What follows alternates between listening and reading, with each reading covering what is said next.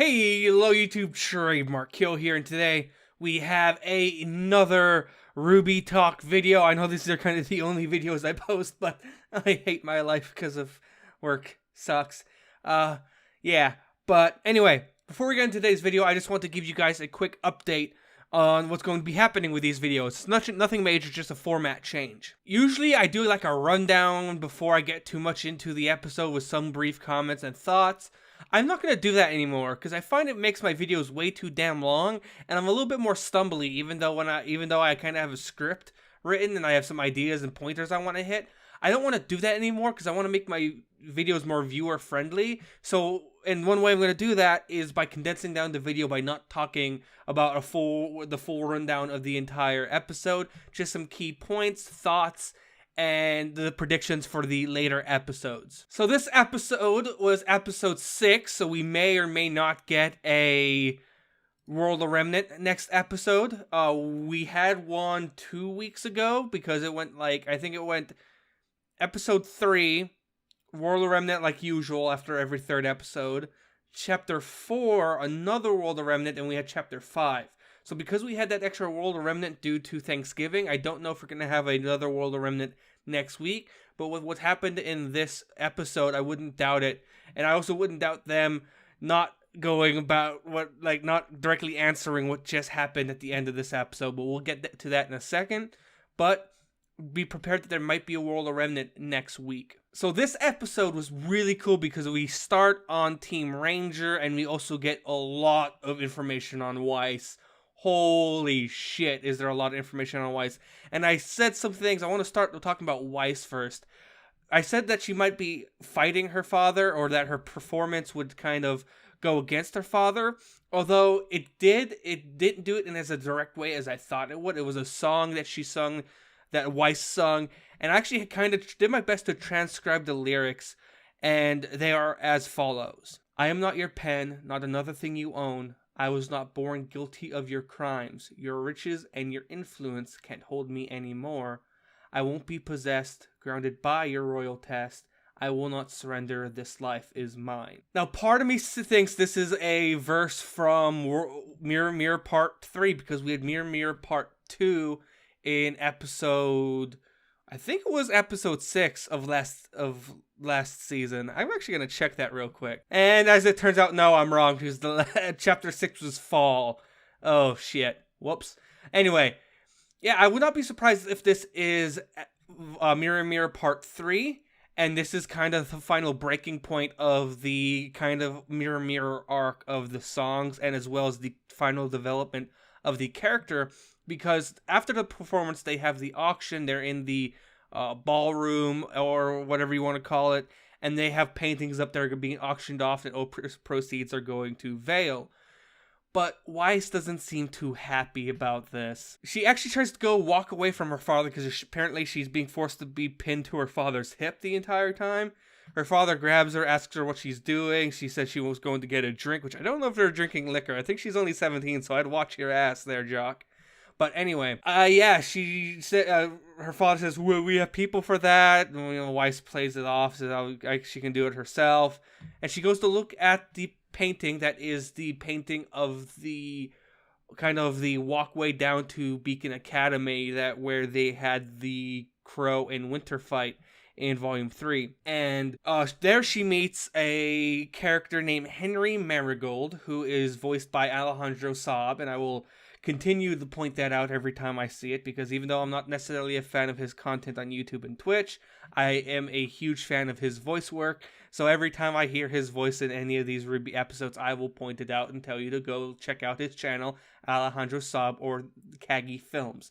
Yes. But it seems that this rich, pompous life is not working out for Weiss, because as Henry's talking to her, trying to basically flirt with her, which she's having none of, good on you, Weiss, that he doesn't even know that these paintings are going to raise charity. He's just kind of there, as he says, for the food, drink, and the excellent company, which is such a pompous dick move. Let's just be honest here.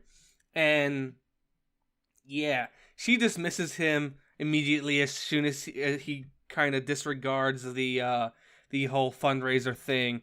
and she asks him to please leave, or else, yeah, he's gonna have security make him leave, which is just kind of giving you the hint of where she is at. And then the argument with the patron who is there talking about how, oh, how did you not expect Vale to fall, or and blah blah blah, which just sets her off. You kind of get the idea of what she's not about this life anymore. She is about the adventure. She is about the good side of being the hunter, or in her case, huntress. She wants that life. She doesn't want this to be her past, to be her legacy. She wants to build her own legacy, and that, as it says in the song, which I again am speculating is Mirror Mirror Part 3, I was not born guilty of your crimes. And also the next line, your riches and your influence can't hold me anymore, is those back to back. Again, why I think it's Mirror Mirror Part 3, because it's so direct to what Weiss is going through, is kind of what she's going through. I have a feeling that she's even in some parts of her mind plotting or planning her kind of grand escape from the Schnee mansion or the Schnee estate.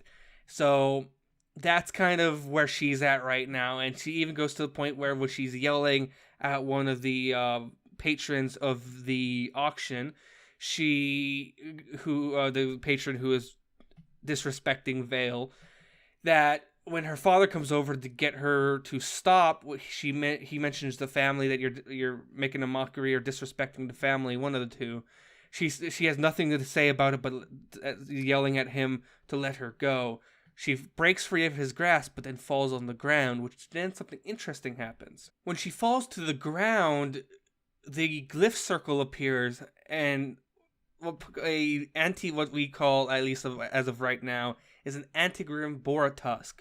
How Winter summoned her Antigrim Beowulf in Volume 3. Here comes this full-grown Antigrim Boratusk. But that the situation comes, if you think about it, that's not necessarily her doing, right? It's like we kind of know, unless the summon ability is kind of just a general idea of what, you can summon anything. You don't have an avatar. You can summon anything, and it just so happened that at this point, it was the Boratusk that was summoned by her.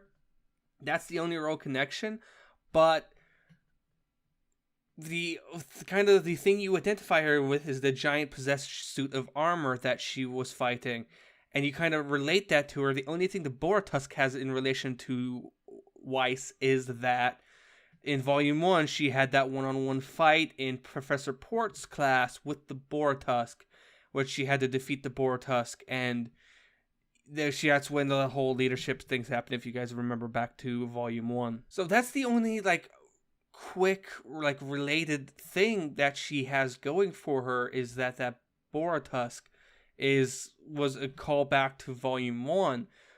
But we don't see her mother, we don't see her brother, and although he is not a relative, so he might not have the glyph trait, we don't see the Butler Klein. So it could be one of those setting her up, or just trying to cause drama or something. Or maybe it's her brother who wants this is probably a better theory, is that she's the heiress to the Schnee Dust Company. So if anything were to happen to her father, she would get the inheritance. She'd be the next in line, because Winter is not involved in that anymore, it seems. But what if it's her brother trying to get her exiled from the family, so he would then take the Schnee Dust Company, and then maybe he would do something better with it, or something along those lines. So that's her situation, and I kind of would want to touch on her future, and where we're going from here is that I have a feeling we're going to have a little bit more of Snow White stuff, and which is going to happen, which she's probably going to get locked in her room again, or maybe not again, but completely locked in her room, no escape type locked in, and that's when she's going to start practicing and training, and eventually break free on her own accord. Although it doesn't really make a lot of sense, because if she even has a window in that bitch, she's just gonna walk down the side of the goddamn building and be like, okay, that's cool, that's fine. Yeah, I completely agree. So locking her in a room doesn't seem feasible. And then also, if she's summoning Boratusks, I don't think we'd have to worry. I don't think there's a door you could really make that would hold a Boratusk, let alone a giant suit of fucking armor. But we're gonna have some sort of groundation or punishment coming Weiss's way, and this is going to be her next step. And it won't be as public as it should have been, I guess, is her rebellion against her father. But it's still a really good touch. I mean, I would have loved it to be at the concert. It would be her rebellion and her final push against her father would have been, I believe, a great way to kind of develop that character and publicly show what's happening inside the Schnee Dust Company. But it's not going to happen that way. It's probably going to be more personal and restrained inside the Schnee mansion or Schnee estate. So that's going to be what it is. But we're finally getting that set up towards having Schnee be a Weiss Schnee being into a strong, independent woman that, I mean, Neptune and Weiss are kind of cute together, so I wouldn't say it doesn't need a man, but would be interesting if she just said, nope, no more, I'm good, I'm gonna focus. Sorry, Neptune. So we are getting ready with Weiss to do her final rebellion, which takes us to the second subject of this episode, which is Team Ranger and their journey on to the kingdom of a Mistral. Team Ranger comes across what's the town or the abandoned town of Oniyuri, which Rand puts very simply that it is Mistral's version of Mountain Glen, an expansion that failed, although it was kind of a rich people are going to come here, they're going to settle here, and they're going to hope that one day it could create its or become its own kingdom. Of course, that didn't work out its way, so it wasn't necessarily a Mountain Glen, which was supposed to be just be an expansion of Vale, but its own 100% original settlement. But it was in that same vein that it was a failed expansion or a failed move from people who wanted to live outside the kingdom. But we also get a very important kind of quote here that could give us some clue on what Lai Ren is or from, because at some point in the episode when he's talking about Oniyuri, he said that their hopes was it to be, the future of the world is to kind of expand outward past the kingdoms. And when he says that, he says, well, a lot of people thought this way. And he also follows that up. The future line was, I know that he knew his parents said they were hoping this would be the future as well. Which kind of gives me an idea that he is at least from the Mistral area, if not from this town. It would be a little weird if he is from this town directly for him to be worried about a map, but then again, he's also been very poignant with the pronunciation of how he says the towns in this area's name, and so it doesn't surprise me too much that he would be from Mistral, and there's a lot of signs indicating that he is at least from the area or another village in this area, so that's a good theory. But this is also the village where we get our contact with Tyrian. After all the Schnee stuff wraps up, we finally get their journey throughout this abandoned city, which looks gigantic, right? It looks like it almost kind of, in a sense, seems like a jab at the Attack on Titan story where there's multiple walls, because it seems like they walk across a few streets, or walk across the street through another door that's another wall, and then they keep walking, there seems to be another freaking wall. So it looks like this city was like many or man-made walls that led into the inner city. So it kind of reminded me a little bit, or at least what I was perceiving, a little bit of the Attack on Titan theme there. But we also get our fight with Tyrian that we saw in the opening cinematic for this season, and we still see every time we watch the opening cinematic. And we have an interesting situation where I knew Tyrian, like these four Team Ranger was not going to beat Tyrian, but I didn't have an idea of how badly they're gonna get their shit wrecked, because Tyrian fought them And it made Tyrian was kicking their ass so bad, it made them look like they're standing still. Although that is kind of an issue I have with this fight scene, where unless he's moving within fractions of a second, there is a lot of just kind of sitting there and taking it from our team. They don't pull a lot of offense, and in fact, sometimes it looks like they're letting him hit them. They're letting Tyrian hit them for some reason, because it's just like you can see sometimes Nora standing there. She has her hammer, and then she just gets like kicked or something, or like there's a point where Tyrion's attacking Jean and it's like doing a spin thing on his shield. RWBY runs up and stands still and waits for Tyrian to kick her out of the way. Without, like, there's no sense that she's going for an attack. He sees it, he counters. It just seems like she runs up, she stops, and he kicks her in the face. So it's kind of a weird fight, but it's still, I guess that also gets the point across that they're not as experienced. They have no idea how to fight this guy. They don't know how to kind of gather information as they fight. So they're kind of dumbstruck, and then he's just beating the shit out of them. But this is also the first fight we see that it seems that they are also showing aura damage in some scenes. There's some, whenever one of them gets hit, there's color and what seems to be the aura coming off of them to indicate some sort of aura damage. And it's not as clear, so it does seem like it's not their aura breaking, but it is aura damage that they're taking, and not their aura breaking, as I just said. So it's a little bit of interesting that we're getting that a little bit more detail in the fight. So that's cool. That's good. I'm glad we have a little bit of that.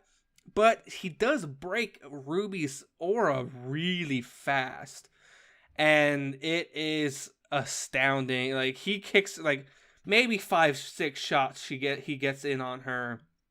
And it's terrible, right? That's how fast her aura breaks, and it's a great fight. But there's just a few like context things I want to talk about. First off, he's actually a scorpion faunus. He has a scorpion tail. I did not notice that at all when he was sitting at the Salem table. Did not see that at all. That's really cool. Second is that when they find out he's a faunus, they ask if she is, if he is a part of the White Fang or if it's about Torchwick, and he says no, they're all pawns and dolls, and that he is true, like worships the one true goddess, which he's referring to Salem, but RWBY thinks he's talking about Cinder, to which he replies in her wildest dreams and goes back on the offensive. Which is an interesting little piece of information we could start gathering. That there is no idea that, at least for Team Ranger, there is no clue or thought that Salem exists.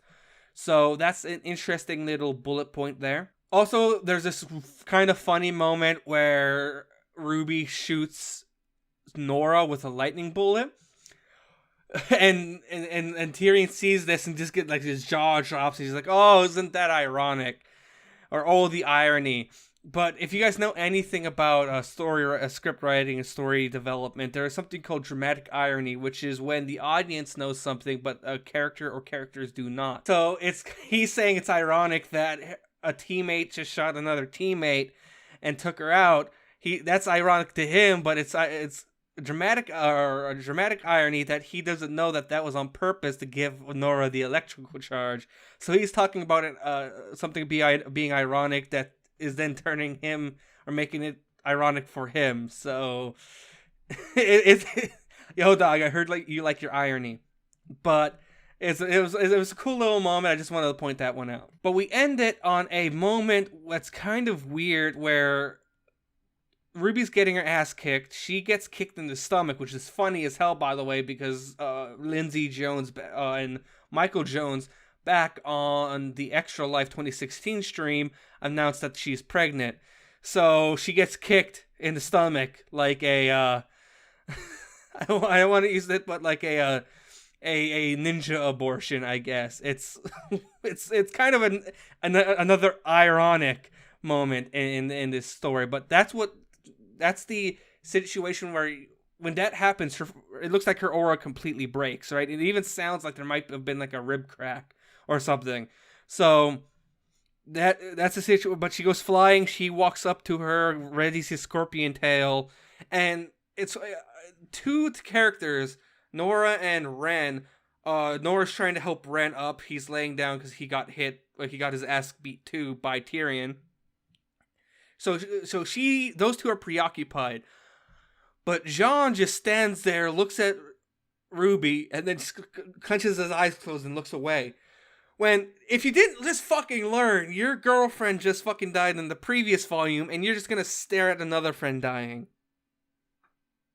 What, that, I guess that makes sense, but I guess it's kind of forced because that's when Crow comes in the most anime fucking entrance ever, and spins, turns his back, which, by the way, we also can confirm, or at least highly, incredibly, like 99.99% sure, speculate that shape-shifting into a crow is Crow's semblance, because he's flying, there's a shot of the crow flying in, it goes behind the camera goes behind the building, separating the crow from the shot, and when we come back on the other side of the building, Crow is stumbling and coming out of what seems like the sky. So we can kind of confirm that's that situation. That's Crow's semblance, if not another theory that I'm kind of formulating that I'll talk to you guys about eventually.